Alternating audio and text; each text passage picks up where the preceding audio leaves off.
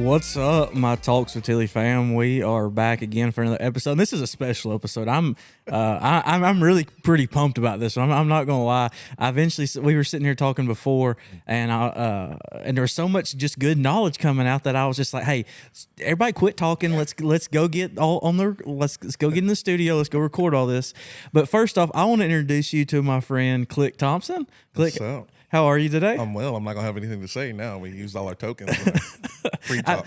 I was worried about that. I was worried about it. No, you're good. Some of you may know Click. Some of you may be coming here from hopefully his page, because I'm gonna make him share this on his page too. So,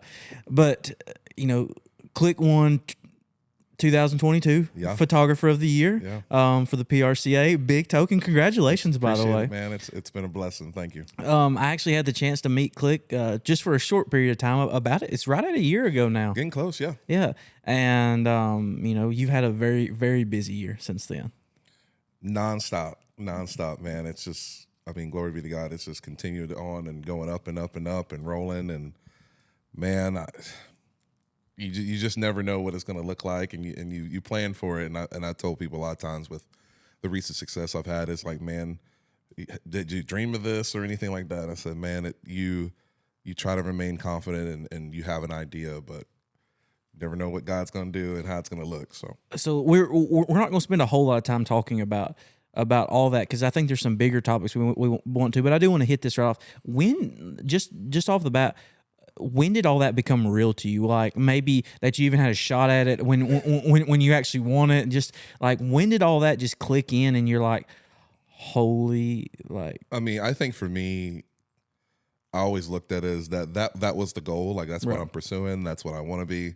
When you get, so in the voting system, they have an initial vote, and then there is a follow-up vote where there's the top 5. And when you're in the top 5, you're like, oh, I got a shot. Because if you don't make the top 5, you're not getting it. But when you're in the top 5, you're like, this could happen. This could be real. This could be real deal. This would be pretty cool, So it's in, and then, man, I was blessed and thankful. It was funny because when we went up on the stage, I'm thinking they're going to introduce us or do the deal like in the middle of the awards or whatever. Mm-hmm. We're like the first award. Like, I'm halfway eating my food. This lady comes up and taps me. I'm like, hello, hey. And she's like, you ready? I'm like, ready for what? Like, we're going right now? And then we went up, and then, like, I hadn't even got, like, settled in the spot on the stage yet. And they were like, hey, you're photographer of the year. It's like, oh, well. No drama, like, we're going, No waiting for it. No waiting for it. No suspense, no nothing. It's like, hey, you either got it or you didn't. Yeah, they hadn't finished screaming for me when I walked on the stage before they were screaming again. So, well, man, that's awesome. Well, like I said, again, congratulations on that. And I know, was that your first NFR to shoot, or have you shot a couple? First official. Official. Last year I filled in. The year before I filled in for my buddy Clay. He had gotten COVID, and I shot the last 4 performances for him. So. They buck horses 3 times, and I did 4 perfs, so I counted. Hey, listen. Little trivia for people. I hear you.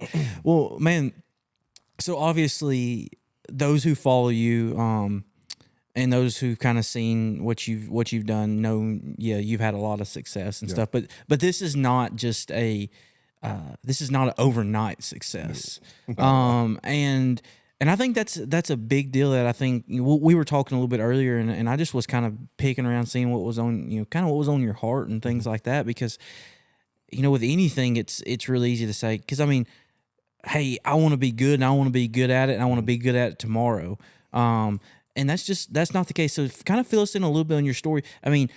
Because obviously I want to talk about that, but I want to talk about how that rolls in, and also how your faith has played in through that, because I had Pastor Brandon on, and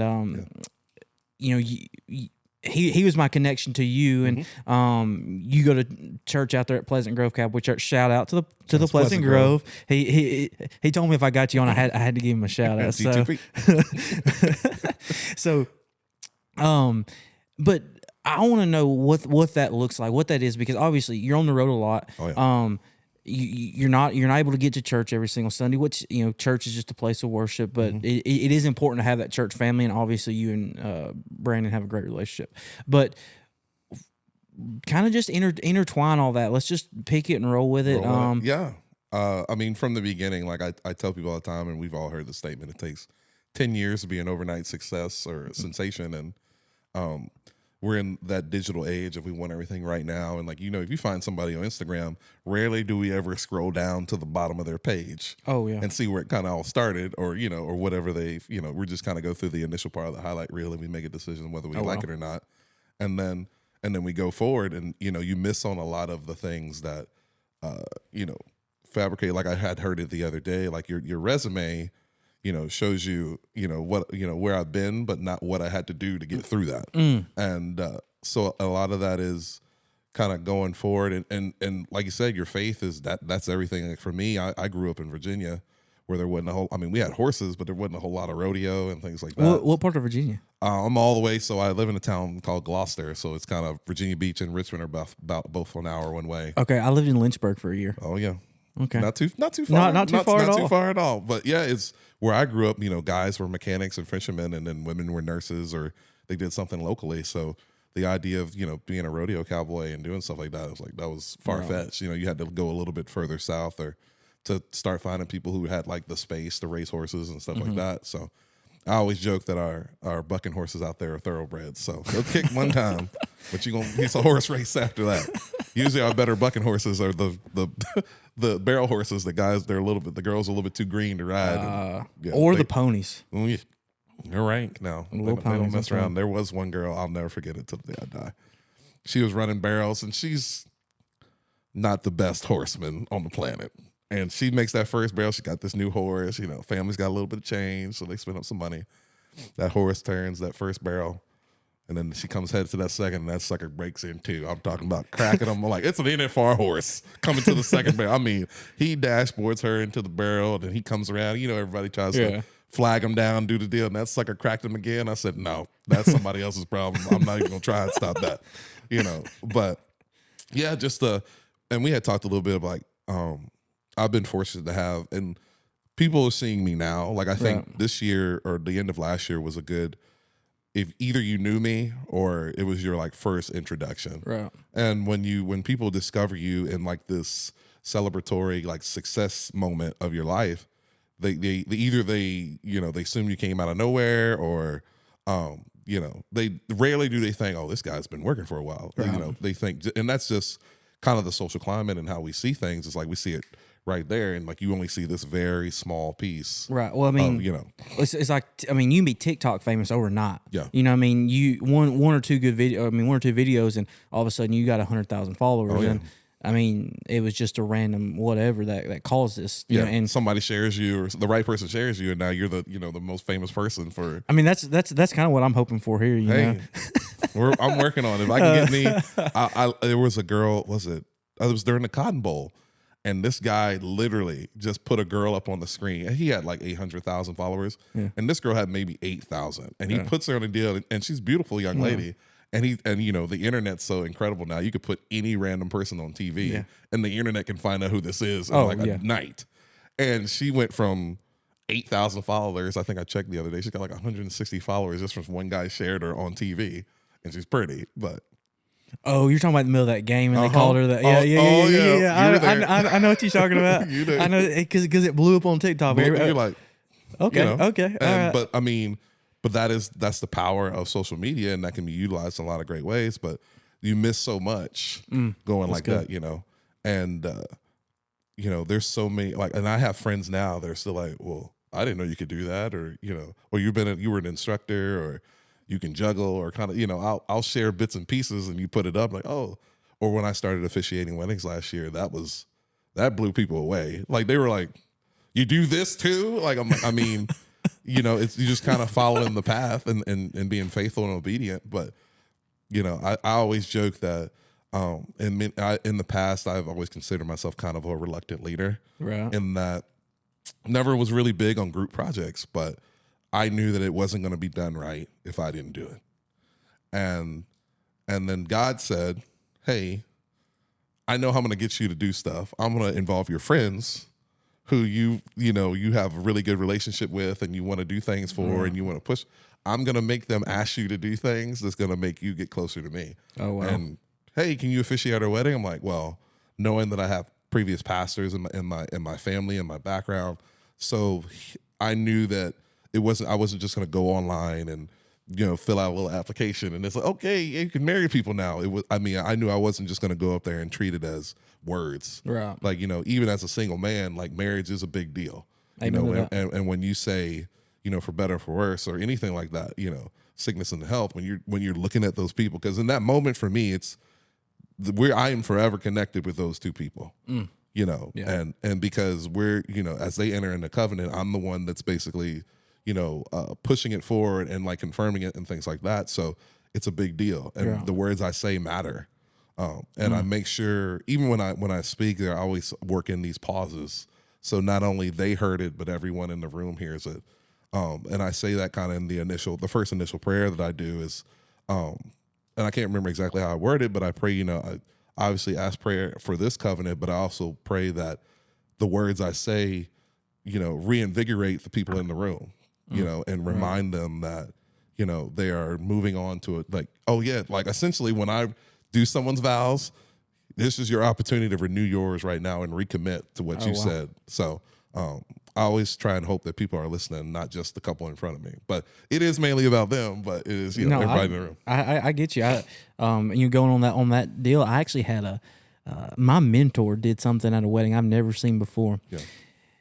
He got them up front, and he said, "All right, now you two, you soak this moment in." Yeah. And he walks around them and goes in front of them two and says, "I want you two to focus on this right here. I'm fixing to talk to these people." Yeah. And he partially was sharing the gospel, but also, he said some stuff. He's like, hey, and laid out some boundaries and some rules and some foundations of what it takes to have a successful marriage. Of, hey, every time they come running back, like send them back. Just a bunch of this stuff. But no, that is important. That's cool. But that's cool to see that I didn't know that you did a bunch of, or that you were an officiating. It was it was funny. You think, like you mentioned, I'm always on the road, and then you get off the road, and then you're like, oh, I got to do weddings. Like I didn't have enough. Your mind gets reprogrammed. Like, and by that time, I knew that I was going to the NFR. So that's right. Actually, I had done my very first wedding, and the next day I'm waiting in the hotel room, and I get the phone call, hey, you want to do the NFR? Which I'm like, what kind of question is that? Yeah. Yes. But then as soon as you go, yes, it's like, oh, now it starts. The NFR starts that day, not December 1st or whatever the first performance is. It starts that day. So let me ask this, and we're going to kind of bounce around. But you made the comment earlier of, you being so busy right now and all these things going on. There's like a lot of people have a FOMO. And in case you don't know what FOMO means, it's fear of missing out. Yeah. I know that. Yeah. And tell me kind of where your heart is with that, because obviously there's a lot going on, a lot of things. Neither one of us are married right now, which is something a lot of people. How old are you? 35. 35. So. That's a big thing that a lot of people would say, well, what about this or what about that? So just kind of, fill me in what's on your heart right there of that mentality. And I think, and I treat it like success. Like everyone's interpretation of success is a little bit different. And I think because of me having to travel and move around, I always look around for, what specifically is my version of success today, okay. and for some people is to be married. Like at 25 years old, I want to be married. And if that's meant for you and that's what's supposed to happen, then that's awesome. Right. And in my case, and we battle with it too. You're like, yes, sometimes when you're in the truck, it gets a little lonely, but if that person that's sitting here is not, equally yoked, or at least on the same path that you're headed, if they're not, helping you grow and be great, and then vice versa. Like if this person, like I always look for this person, that person beside me is, that person should, be able to ask more of me without even saying it. When I see that person, like, okay, that person makes me want to be better because they carry themselves a certain way. And that's how not outside of relationships, that's how I try to be for people, is like, I want them to see me and go, there's something different, right? Because as Christians, we should be Christ-like. We should be different. We should stand out. We should, be bold in what we do. And when people see us having success, they should go, what's your secret sauce, or what's your, and the secret sauce is, it's Jesus. Is easy. It's an easy answer, but staying committed to that, but also, like you said, that when we go back to like FOMO, it's that. Yes, it's fun going out and hanging out with your friends, but sometimes that's not, that's the thing that's preventing you from being better. Oh, and you don't realize it in the moment. Like that was the greatest. I was talking to Pastor Brandon about it. Like at Vegas, I've been to Vegas and had a good time. Like nothing where I don't know where I am in the moment, or you wake up the next day and you feel like someone dropped like you got in a fist fight, but the coolest thing, one of the coolest things about the NFR and that experience for me is that FOMO went away. Like we were so content. Like the night I won Photographer of the Year, we went to Steak and Shake and we went to the room. That was it. Me and my assistant, we went and got dinner. We were good. Like once we did all the high fives and the huggings and the kisses and the love, we're like, all right. Because then also, it's time to go to work. The grind don't stop just because you won. That's why the buckle is back home in Virginia. Because that was 2022. This is a new year. This is a new version. This is So you don't even keep the buckle with, like, the buckle's not even at your house. No. That's wild. I don't want to see it. Like, and I said, and I tell people all the time, I am thankful and blessed. But again, that's on the resume. But the resume doesn't show you all the other things that I had to do to get it. Golly. Right? Like you can't turn that off. You got to keep, and eventually, like and the other word that I've always, I don't want to say struggled with, but battled with, is being content. Right. Because a lot of people hear the word content and they think laziness, but it's, that's the most peace. Like you've done what you needed to do. You're in a good place, because so often we overstretch ourselves, Right. And, but like I have, that is, I'm being content in where I am. I'm content in my progression, and I'm patient. And we talked about that earlier. It's just patience it scares people, Yes. Because I could, if I didn't win Photographer of the Year, that doesn't mean I didn't have a successful year. Yeah. Like I tell people that want to do stuff involved in the NFR, like if you live your whole year for 10 days. Like you are wasting your life. And if you don't get it, then what? Now you've had a miserable 355, and now you're gonna have another miserable 10 because you didn't do. That's a good point.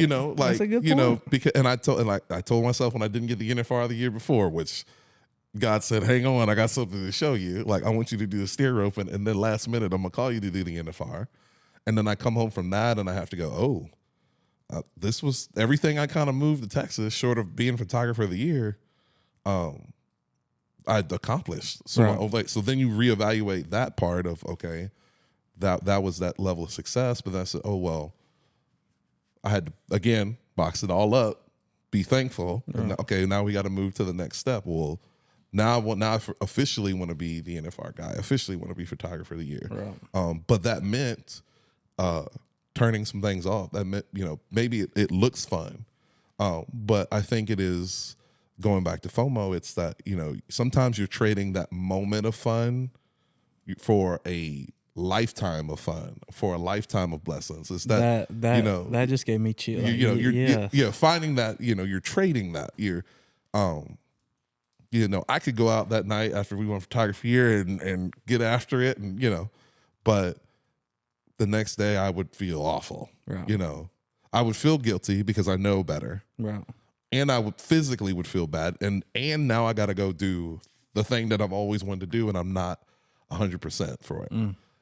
And like people have all different opinions on COVID, but COVID was awesome because now it was that being inside, you appreciated home. So like when 10 o'clock comes, we can finish the rodeo. Y'all want to go out. I'm looking for my bed. Yeah. Because I can wake up the next day prepared and fresh. And, so I'm trading that moment of fun for a lifetime of fun, Wow. And people see that. People watch. Like, I can't go anywhere. Like, especially in like the stockyards or areas where I live or people know me, I can't go anywhere. But when people see you leave at 10 p.m., not stumbling, smiling, they're like, and then they see it again. And then they see it again. And their life stalls out and your deal keeps going. Like, huh. But they never make the connection until they're like, man, eventually, and unfortunately, a lot of us have to go through these wrecks to figure it out. Man, that's so good though. Just the fact, and I think that says a lot about your faith walk in the matter of that, of like, hey, I can be around it. Don't mean I have to be a part of it. Mm-hmm. You know what I mean?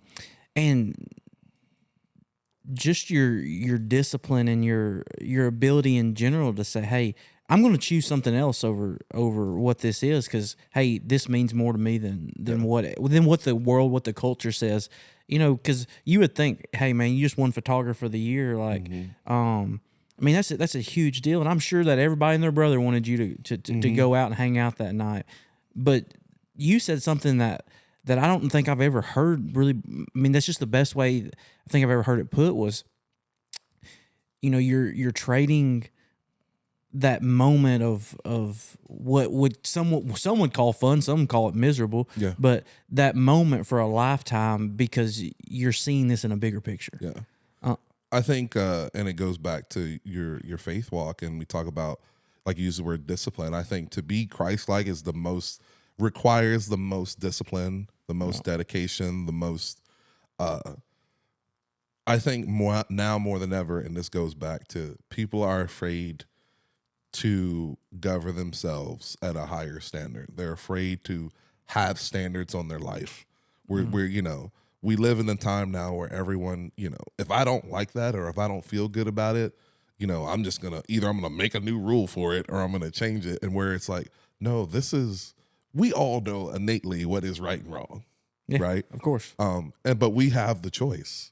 And it's okay. Someone had said something the other day, like, and it was weird.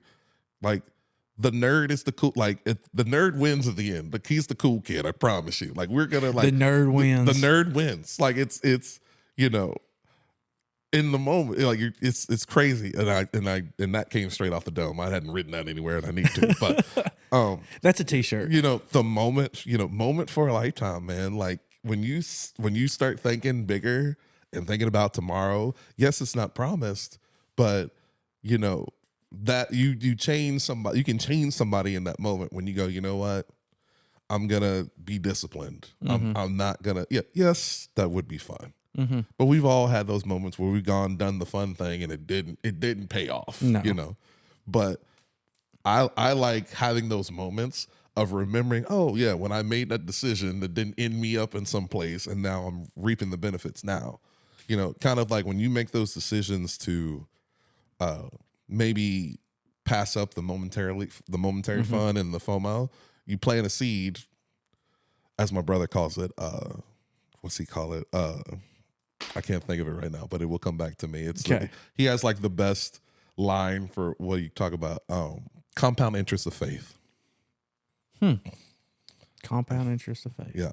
And that's, when you trade it up, he's like, you know what? I'm going to put this little deal here and I'm going to make an investment in me, and I'm going to make another investment, and I'm going to make another investment. And as it keeps growing, then you have those moments where it's like, dude, this guy can't lose. And it's like, well, it's because I avoided those moments where would have hurt me or, slowed me down. It's just being smart about your environment, being smart about what you're putting yourself in. Because, we can subject ourselves to, you can't look at your circumstances and then wonder why some things like some people get me. They're like, I don't know why my life's like this. I'm like, well, listen, and this has nothing to do with being a holy roller or anything like that. it's the simple fact of like you got to pay attention to what you're surrounding yourself with. I mean, we go back to that one story of in what's it, Mark 2, I believe, or maybe it's Mark 9. I don't remember. Of the man whose friends, their faith, when Jesus said, "Hey, you've been healed because of your friends." It's about who you surround yourself with, who you hang out with, and what you're talking about, making yourself better. Of sometimes it just takes making those moments of saying, okay, well, hey, I'm like, yeah, to everybody else it may seem crazy, but to you it doesn't. To you it makes sense. And here's the thing: you don't have to justify that to anybody else but yourself. I entered in a relationship recently, and I could see, and I call it the Bassmaster Classic because in this world we're all fishing a little bit. You may have multiple rods off the boat, so to speak, and then when one hooks, you just kind of let the other one slide off. But, there was a young lady that I really I loved her personality. I enjoyed being around her, and this was a person that no one in their right mind would pick for me. Like if you looked at her, you're like, I don't know, click. This is but we had a conversation and I had to make a decision to be like, you know what? And she was one of those, the one ding she kind of had was that it was always a rough go. And in my mind, I'm like, yes, but at a certain point, it's you. Like, when this week, okay, I'll give the rough go to somebody else. This month, okay. When you got a year, and I've even when you got a year of rough goes, it is you. I promise you. If you keep digging in that $5 DVD box looking for a $20 DVD, it ain't gonna happen. You gotta upgrade where you searching, you gotta upgrade where you looking, you gotta upgrade what you're just like you said with your friends. Sometimes your friends are trash people in the moment. And they can be better, they can grow. You don't want to shun them, but you can easily go, instead of hanging out with them every week, all right, I'll catch y'all once a month, Well, one of the biggest things I ever heard, and I think this even goes back to it, is when I was probably 12 or 13, maybe 14, one of the guys, there was a guy who used to come by the house and he roped really, really well. Yeah. And he told, and like I said, as a 13, 14-year-old kid, I was like, man, how do I get to, how do I become as good as you? Yeah. He said, have a rope in your hand all the time and hang around people that rope better than you do. He's and we all know this. I mean, those guys who rope good, I'll never forget. I went to Ranger, Texas when it was like 2013 or 14, something like that. And I was a freshman in college. And man, I got out there and my roping went downhill quicker because everybody was just goofing off. And we didn't take it. I mean, we partied like wild animals all the time and we drank all the time. And we did I went from this strong discipline of in high school. My dad had us roping twice a day. And, I finally got a little bit of freedom. So I went wild. And I'll never forget when I moved back to Alabama, or I moved to Alabama from Texas, and I got to roping with an NFR guy, and it changed my my roping went from man missing here and there, missing all, it was just so inconsistent to man, he made me better, but I had to be better because he roped really, really good. And it changed my way, and I just think that dynamic works in life of hang around people that are better than you are. You know what I mean? In whatever it is, because if they're natural, and I think we even talked about this maybe a little bit earlier. If you want to get better, you've got to be around those people who do it better. Yeah. It's not about trying to reinvent the wheel. It's figuring out how the good do it well. And I'm gonna throw it to you because that was something I think you even said was kind of close to your heart, was looking at who's already doing it, who's doing it well, and figure out what they're doing, because you said this is kind of a deal, I guess, in the photography industry of, hey, quit trying to figure out something new that totally figure out who's successful and who's doing it right, especially if you're young in the game, and then just try to mimic whatever they do. Yeah, I mean, iron sharpens iron, man. And that applies to every party, to your family relationships, to your personal relationships, to your professional relationships. It's, put yourself around the people that are growing and want to be better, and and even your congregation, right. surround yourself with people that are trying to be better. Because you will notice like the growth that you'll have in such a short period of time is tenfold. Like you said, your roping improved because it had to improve. Yeah. That's it's almost kind of like a survival technique. It's like, man, I don't want to be the weakest link. I want to be right there at the top or in the middle or whatever I have to do. And even in what I do, there's a lot of noise, and a lot of times the noise is just from people who are they're insecure about certain things and things like that. And we're like, again, we're in a culture where it's so easy to talk about people. We also are in a culture that, people don't get punched in the face enough, but, we're not promoting violence. We're not promoting violence, but like in the past, there were consequences to every action. Oh yeah. And some good, some bad. Like, for me, there are consequences to me being successful. Right. Like, it means there has to be sacrifices made in other places for me to continue or do other things or add things, Yeah, I that's one thing I've always talked about. I've talked about process and process. Process scares people. Like, right. we want it now. But I mean, nothing makes me feel better a lot of times, especially in my professional career, when I look back on things that I learned 5, 6, 7, 8 years ago that I am implementing today. It's fun. That's the best feeling in the world when you're like, man, I learned how to do this in undergrad. Yeah. And that was 2004, right. And you're like, that it's just this crazy moment or experience. But that's a part of the process. Like, I go back talking about everybody wants everything right now.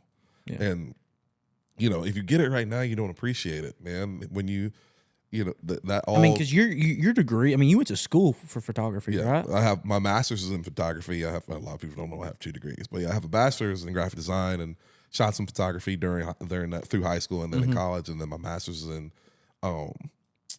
photography. And the funny thing is, like, initially, and in recent years, I was kind of utilizing the knowledge that I gained from my master's, but in like recent stuff, it's like I was talking to my cousin the other day, and it was like a little technique that I told him about. I'm like, man, I was doing that in undergrad. Like, that was years ago. But it was so fruitful to have that knowledge and things like that. And the benefit of now today is you can get anything, any kind of information like that. But and just like you said, having a rope in your hand every day. Yeah. Like, people ask me what the secret is. I'm like, take pictures, dude. Like, I mean, I wish it's so hard to get people to do that. I'm like, dude, there are 12 cool photos in front of you right now. And they're like, well, I'm like, you got to go find it. Or like, break up what you do. Like, I told people, like, pick a color. Red. Okay. Go out in town and shoot anything that's red. And it allows you to see stuff that you overlook every day. Wow. Or pick a shape. I'm going to shoot circles. Okay. There's letters that are circles. There's rims, tires, cups. There's all kinds of stuff. Photograph that. Because you're like, now you're on a manhunt. You're looking for something specifically. And it's these little exercises. But like you said, it's just like having a rope in your hand every day. Yes, we all get irritated with the little kid that bumps into our stuff, swinging a rope all the time. But that kid in 20 years could be a world champion. Yeah. Right. I mean, when that kid, when he turns 15 and and he ropes better than you do, you're going to wonder, and yet you've been pushing him off, and you know what I mean? Like, it's just, it's crazy to think about that. So, all right, I want to hit one last thing, kind of as we're starting. Fun, man. We're just getting started. Yeah, man. I know, right? I don't know how long we've been going. Probably 30, 40 minutes. I can go all day. We can go all. I might have to break it up in 2 parts. Go for it. So obviously, just your day-to-day walk, like the things you do are kind of how you share your faith. Like, I mean, we've kind of talked about that on the road, but what's it like? And like, let's be honest, what are some of the struggles on your faith that being on the road that has an impact of? That being on the road has an impact on your faith. Is there or is there anything that that really kind of when you talk about your faith, is there an area that being gone all the time and being constantly that makes it a little harder? Or are you struggling a little bit more? Consistency. I think when you're on the road, it's there's so many challenges that I guess they're almost like hidden challenges. Like when you're driving, and you drive 10 hours, right? You don't want to do anything, once those 10 hours over. Like you just want to sleep or you want to rest or, and like I'm so thankful to PGCC that they can, you can always go back and look at another message or just something like that. And that's a cool thing about social media now is you can get a word really anytime, even as you're about to fall asleep and drop the phone on your face. But, you can get a word anytime. But like, yeah, when you're traveling, like being consistent, because that's the one thing people miss. When you go to church every Sunday and you're not just going because it's what we do, right. When you're going to get a message and things like that, it's building that consistency because then quickly, then you go to like, you have a small group, or then you say there's a Wednesday night, maybe a Bible study, and go to that. And, the consistency. And then when you travel, it's hard to maintain that. You kind of get out the funk. And, the good thing for me is like, I yearned to go to church. Like it was so good going back home to Virginia, and like I got to go to church 3 Sundays in a row for like the first time. And as soon as I got back, I went back to PGC. So like 4 Sundays in a row, I was in church. Right. And that's a rare thing, but it allows you to get back in the swing of it. I think I've been so blessed because my faith is not an overnight sensation, and I've had a really good foundation. So I'm governing myself generally every day in faith and like in my walk.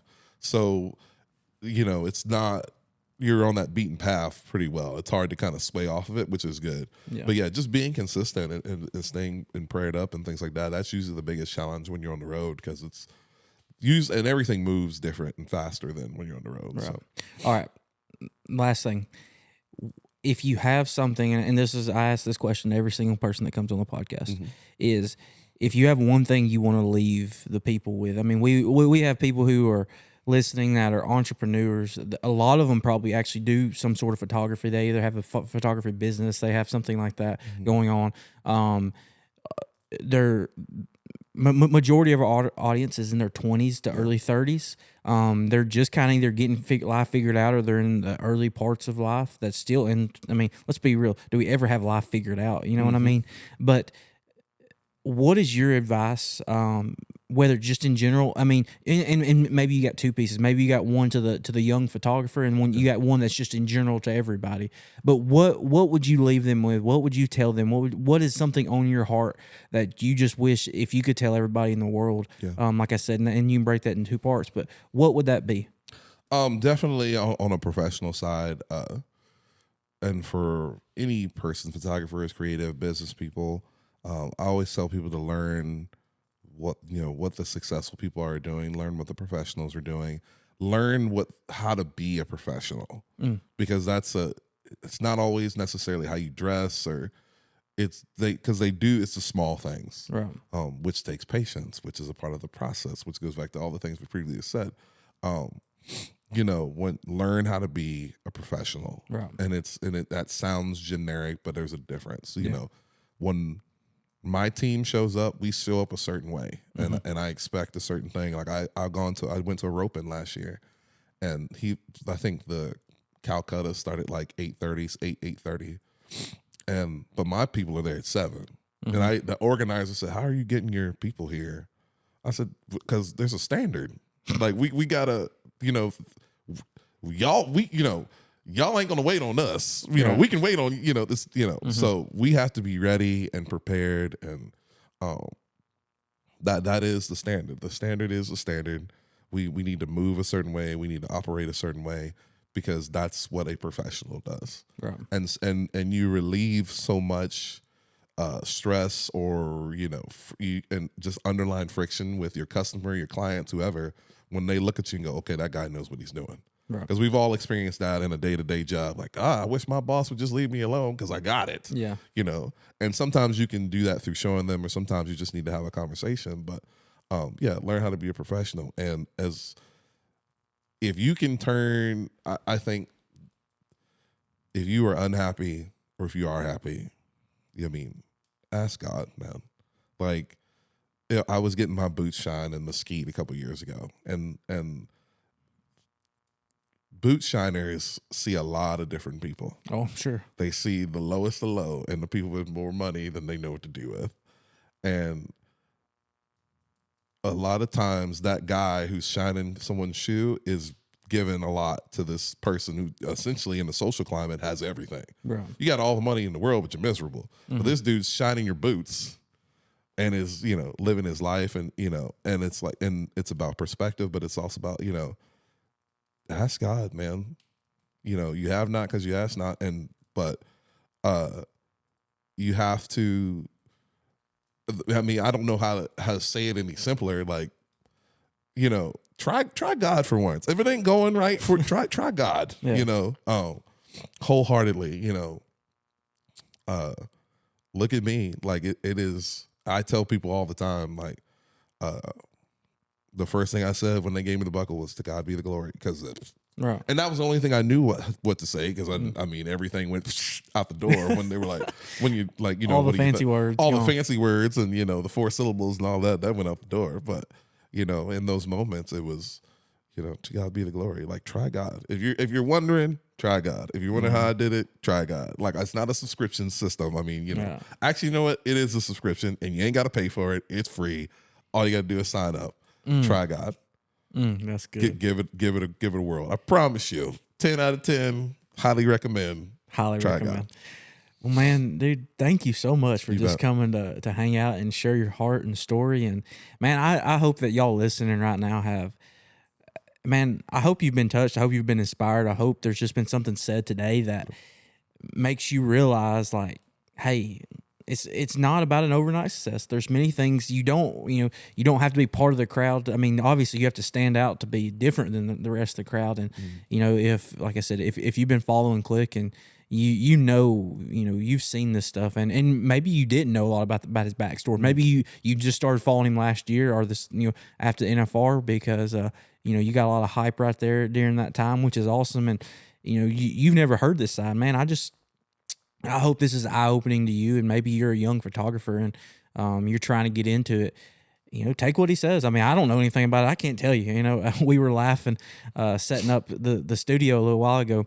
I was telling Brandon back there, he was running one of the cameras, and I was trying to tell him to hit autofocus, and I forgot what the little button on top was called.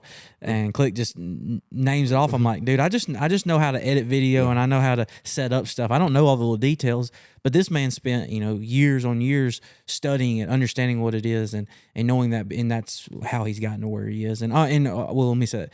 He got to where he is because I honestly believe you've honored God in what you've done, and He's guided your direction, and He's getting the glory for this. And ultimately, that's what we're called to do as Christians: is God gets the glory. Well, with all that being said, like I said, again, thank you, Click. Thanks for hanging out with me, sharing. And I hope y'all have enjoyed it. If you have, man, give this a like, a share, take a screenshot, put it on your Instagram, whatever it is. Tell your friends about it, because the more you're able to share and get this out there, the more it helps the podcast.